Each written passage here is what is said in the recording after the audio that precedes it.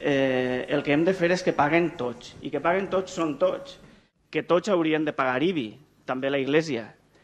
Però podem ser molt demagògics i parlar exclusivament de la Iglesia com fa la moció per contentar a les nostres parròquies, mai millor dit. Però hi ha moltes altres entitats i circumstàncies en què l'exempció de l'IBI ve donada per l'Estat i que implica que l'Ajuntament deixi de recaptar aquests diners. Sabeu que n'hi ha un organisme molt caritatiu, i puc dir-ho perquè ni cante, ni balle, ni escric, que es diu la Societat General d'Autors, que està exenta de l'IBI.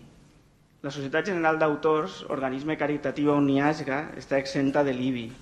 L'Hotel Ritz i l'Hotel Palace de Madrid, que també són molt caritatius, estan exents d'IBI.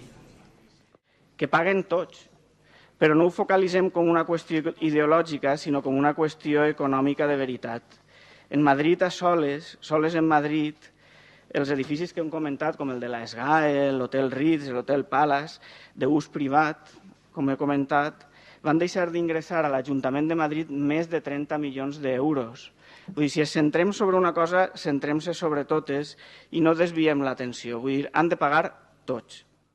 I si no, doncs que l'Estat ho compensa perquè pensa que el Ritz, la SGAE o l'Església no deuen de pagar, perquè al final l'IBI és un impost municipal i deu de recaudar-lo l'Ajuntament. Si no tenim poder de decisió sobre a qui bonifiquem i a qui no, el lògic és que l'Estat ho compense. Hem redactat una esmena als acords d'esta moció, una esmena que substitueix els acords. Per una banda, perquè veiem com a molt important que els impostos siguin justos i clars i que l'Ajuntament no deixi de recaptar per cap lloc. I per altra, perquè com a regidors del govern hem d'intentar ser equànims amb les propostes que posem damunt la taula. Punt 1. Realitzar un cens municipal amb tots els immobles rústics i urbans que estiguen registrats a nom de totes les entitats beneficiàries de l'exempció de l'IBI, amb objecte de procedir a l'actualització del padró, si s'escau, i girar l'impost quan el bé immoble no s'utilitza per a l'ús pel qual el fa estar exempt. 2. Que l'Estat espanyol compense econòmicament als ajuntaments per totes les exempcions d'IBI regulades per les legislacions estatals vigents i que provoquen una reducció en els ingressos municipals. 3.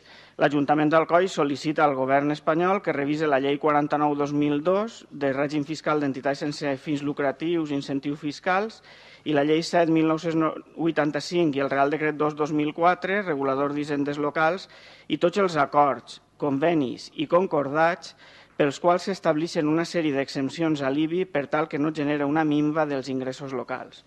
I quart, traslladar al Congrés dels Diputats i al Govern de l'Estat els presents acords.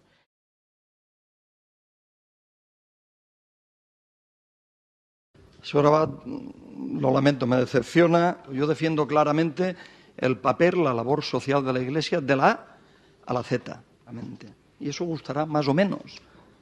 Pero yo me esperaba eso de usted, sinceramente. Miren, dejémonos de historias, al grano. Esto es una moción, señor Abad, contra la Iglesia católica. Eso es simplemente así. Hemos confundido los papeles. Vull dir que no passa res, vull dir que errors no és un error, és una moció tipus que es trasllada a l'Ajuntament d'Alcoi i es modifica el que s'ha de modificar.